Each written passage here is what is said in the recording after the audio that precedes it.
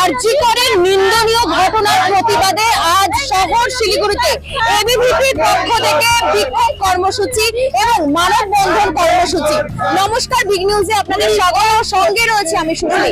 উপস্থিত রয়েছি শহর শিলিগুড়ির সফদর হাসমি চকে, যেখানে কার্যত এবিভিপির সদস্যরা কিন্তু আজ প্ল্যাকার্ড হাতে এখানে দাঁড়িয়ে প্রতিবাদ জানাচ্ছে এবং তাদের একটি দাবি, উই ওয়ান্ট জাস্টিস। এবং আরজি কর ঘটনার নিন্দনীয় যে প্রতিবাদ, সেই প্রতিবাদ কিন্তু আজ তারা জানাচ্ছেন। পাশাপাশি মুখ্যমন্ত্রীর পদত্যাগের দাবি জানাচ্ছেন তারা। চলুন আপনাদের সামনে তুলে ধরবো বিস্তারিত।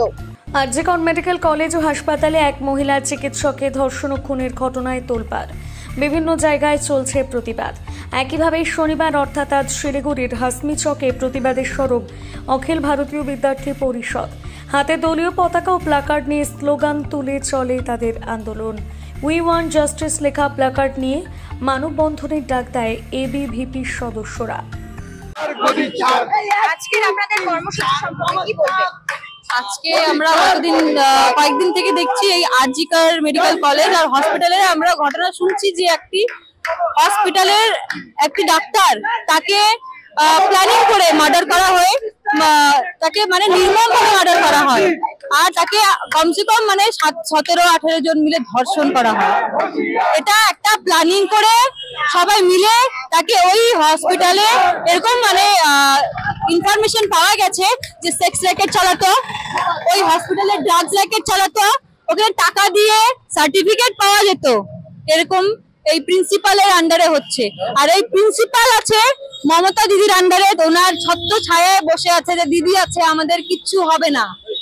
তার প্রতিবাদে আমরা এবিভিপি আজ সকল মানে গোটা ভারতের প্রত্যেকটি রাজ্যে, প্রত্যেকটি জেলায় জেলায় আমরা বিক্ষোভ প্রদর্শন করছি। আর যতক্ষণ না আমরা ন্যায় পাচ্ছি না, যতক্ষণ না মমতা বন্দ্যোপাধ্যায় ওই কুর্সি আমরা ছিঁড়ে ফেড়ে ভাঙছি না, আমরা ততক্ষণ এই রাস্তা থেকে সরবো না, ততক্ষণ আমরা সরবই না। দফা 1, দাবি 1, মমতার পদত্যাগ। পূজারাম, প্রান্ত সহ সম্পাদিকা, এবিভিপি।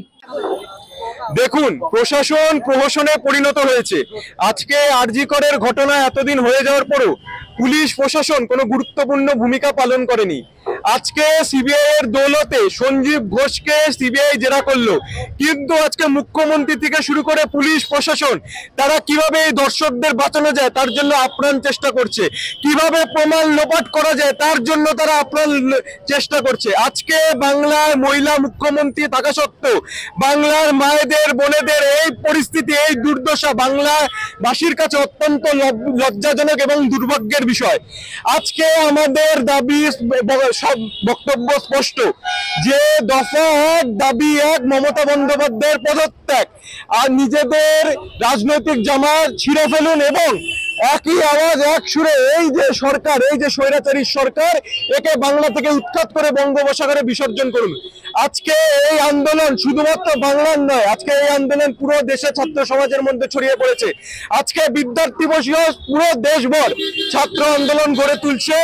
এই যে মুখ্যমন্ত্রী, তার বিরুদ্ধে তাকে পদত্যাগের দাবি চেয়ে আজকে আমাদের এই আন্দোলন চলবে। আজ পর্যন্ত বাংলায় 0% কেস রয়েছে মুখ্যমন্ত্রী মমতা বন্দ্যোপাধ্যায় আসার পর, যে রেফিউজিরা সাজা দৃষ্টান্তমূলক শাস্তি পেয়েছে। আমাদের কালিয়াগঞ্জ থেকে শুরু করে, কামদুনি থেকে শুরু করে মাটিগাড়ার যে আমাদের বোনের সাথে যে নির্যাতন হলো, তার পর্যন্ত আজ পর্যন্ত কোনো দৃষ্টান্তমূলক শাস্তি হলো না। উত্তরবঙ্গ বিশ্ববিদ্যালয়ের অধ্যাপক তার ছাত্রীকে ধর্ষণ করলো, ছাত্রদের অনবরত আন্দোলনের পরে তাকে গ্রেফতার করা হলো, কিন্তু আজকে তিনি আবার শিক্ষকতা করছেন। এই যে একটা এক্সাম্পল সেট হচ্ছে, আজকে মমতা বন্দ্যোপাধ্যায় এত বড় ছাড় দিচ্ছে, তাই ধর্ষকরা সাহস পাচ্ছে। যতদিন না বাংলা থেকে এই সরকার সরবে, ততদিন নারী সুরক্ষা বাংলায় ফিরবে না। আমাদের দাবি, মমতা বন্দ্যোপাধ্যায়কে অবিলম্বে দায়িত্ব নিয়ে পদত্যাগ করতে হবে। অনিকেত দে সরকার, শিলিগুড়ি মহানগর সম্পাদক, এবিভিপি।